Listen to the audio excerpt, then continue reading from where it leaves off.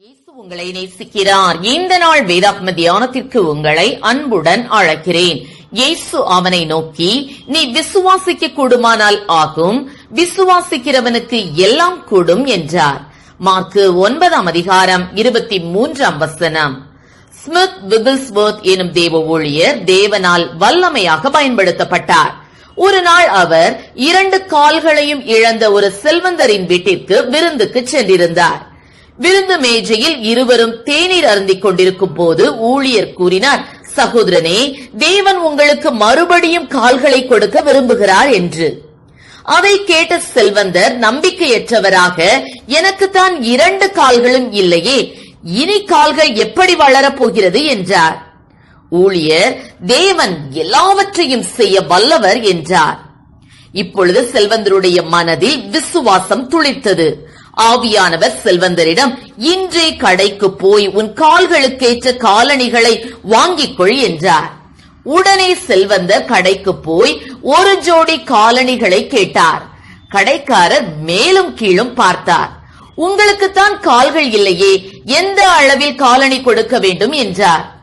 அவர் 7ஆம் நம்பர் காலணியை வாங்கி வீட்டிற்கு வந்து தனது முடமான கால்களில் போட்டு பார்த்தார். அப்பொழுது பரிசுத்த ஆவியானவரின் வல்லமை அந்த அறையை நிரப்பிற்று. ஒரு நொடியில் மளமளவென்று கால்கள் வளர்ந்தன. அதில் ஆச்சரியம் என்னவென்றால், அவர் வாங்கி வந்த 7ஆம் நம்பர் அளவில் தானே அவர் கால்கள் வளர்ந்தன. மகிழ்ச்சி தாங்க முடியாமல் துள்ளி குதித்தார். கர்த்தருக்கு நன்றி செலுத்தினார். ஆம், எனக்கு அருமையானவர்களே, விசுவாசமானது நம்பப்படுகிறவைகளின் உறுதியும் காணப்படாதவைகளின் நிச்சயமுமாயிருக்கிறது என்று வேதம் கூறுகிறது. சாத்தியமற்ற சூழ்நிலையிலும் விசுவாசிக்க ஏதுவல்லாத நிலையிலும் ஆபிரகாம் தேவனை விசுவாசித்தான். தனக்கென்று ஒரு குமாரனை பெற்றுக் கொண்டான். உங்களுடைய வாழ்க்கையிலும் இது போன்ற விசுவாசிக்கவே முடியாத சூழ்நிலைகள் கடந்து வரலாம். உங்களை அழுத்தி துக்கப்படுத்தும் பிரச்சனைகள் அல்லது வியாதியில் இருக்கும் என்னை விடுவிக்க யாராலும் முடியாது, எந்த அற்புதமும் நடக்க வழியே இல்லை என நீங்கள் எண்ணலாம். ஒருவேளை மற்றவர்களுக்கு பாரமாயிருக்கும் நான் இந்த உலகத்தில் வாழ்வதை விட சாவதை மேல் என்று கூட எண்ணிக்கொண்டிருக்கலாம். ஆனால் அளவற்ற அன்புள்ளம் கொண்ட இயேசு உங்கள் வியாதியின் நடுவில், உங்கள் பிரச்சனையின் மத்தியில் நீங்கள் வாழ்ந்து மடிவதை விரும்புபவர் அல்ல. மாறாக அவற்றிலிருந்து விடுதலை தர வல்லவர் என்பதை விசுவாசியுங்கள்.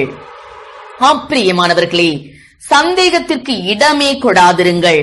சந்தேகப்படுகிறவன் காற்றினால் அடிபட்டு அலைகிற கடலின் அலைக்கு ஒப்பாயிருக்கிறான். அப்படிப்பட்ட மனுஷன் கர்த்தரிடத்தில் எதையாகிலும் பெறலாம் என்று நினையாதிருப்பானாக என வேதம் கூறுகிறது. எனவே நீங்கள் இருக்கும் சூழ்நிலையிலிருந்து உங்களை விடுவிப்பதோ வியாதியிலிருந்து குணமாக்குவதோ தேவனுக்கு ஒரு பெரிய விஷயமே அல்ல.